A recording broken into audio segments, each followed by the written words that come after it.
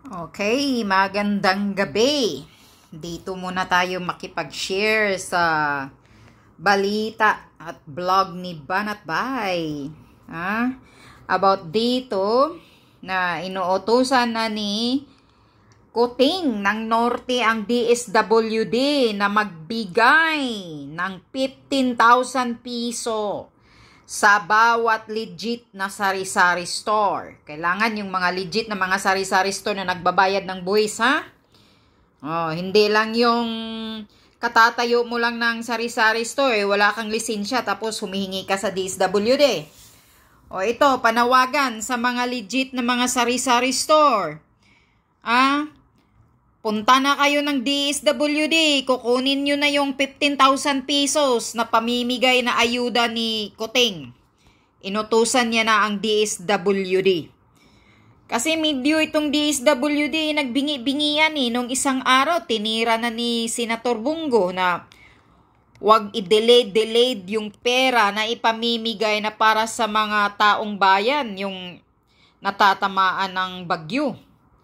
Ito na naman sa mga nagtitinda ng bigas ng mga sari-sari store. Paglaban nyo ito, kukunin nyo itong 15,000 na ayuda para sa inyo. Pakinggan nyo to. Ito ang utos ni Kuting. Medyo binigyan kayo ng pang-regalo ninyo, pang-Christmas ata ninyo to. Tuloy nung pinuna ni Senator Bongo yung DSWD. Pangako niya yan, bibigay niya yan, ha? Ito naman, inutusan ni Marcos sa DSWD na ibigay yung cash assistance sa mga sari-sari stores. Correct. At ang sabi nga dito, bigyan ng 15,000 cash doon sa mga sari-sari stores, sa mga small rice retailers. Alam mo, hindi ko nga maintindihan bakit kailangan pa kayong utusan, DSWD. Anyway, gayon pa man, maraming salamat dito kay Marcos dahil inutusan niya na ibigay yung 15,000. Naalala niyo, inirereklamo ko to, ikinukomplain ko to, na bakit ang binibigyan ng cash assistance ay yung mga middleman. Diba? From the farmers, may middleman, yun daw ang binibigyan ng assistance nung una Kasi nga nagkaroon ng price cap. Hindi dapat yun ang binibigyan. Ang dapat binibigyan yung mga sari-sari store na nagbebenta. Kasi sa totoo lang, binagsak yung presyo ng mga farmers. Ito, nasa middle, hindi nagbabagsak ng presyo yan Tama. Diba? Tapos, ang nagbabagsak ng presyo, yung farmers at yung sari-sari store. Sila yung kawawa. So dapat sa totoo lang, ang bigyan ng cash assistance itong mga farmers at itong mga sari-sari store, hindi yung middleman. Correct. Yung middleman, sumasabay lang yan Pagbaba nito, di konti sila, bababa lang di sila. Pero yung kita nila, nandun pa rin.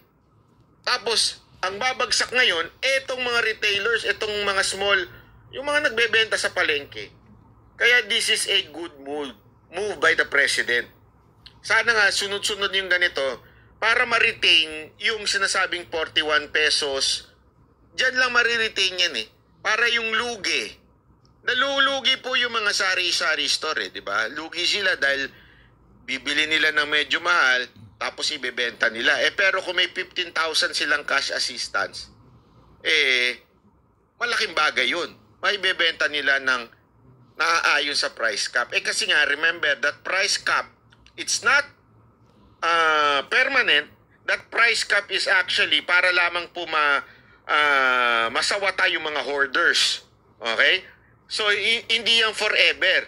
Kaya nga, kailangan may bigay yung 15,000 na yan. Ngayon na kailangan nila.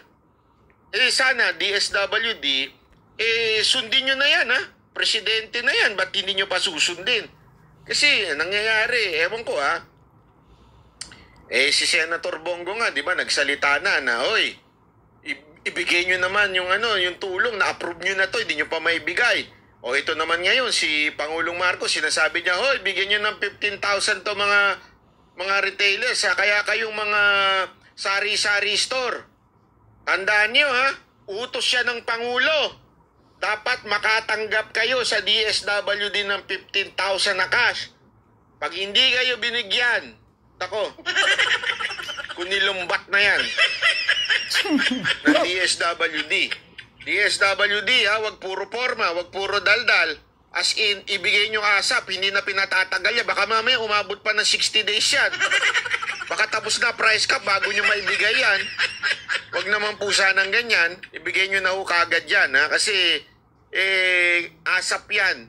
Kaya nga ho tayo may price cap hindi naman permanente yan. Ngayon kailangan yan, hindi yan kailangan sa susunod na linggo. Ngayong linggo na yan. Baka mamaya abutin na naman kayo ng kopong-kopong DSWD. Inutusan na kayo ng Pangulo, ha? Pambira.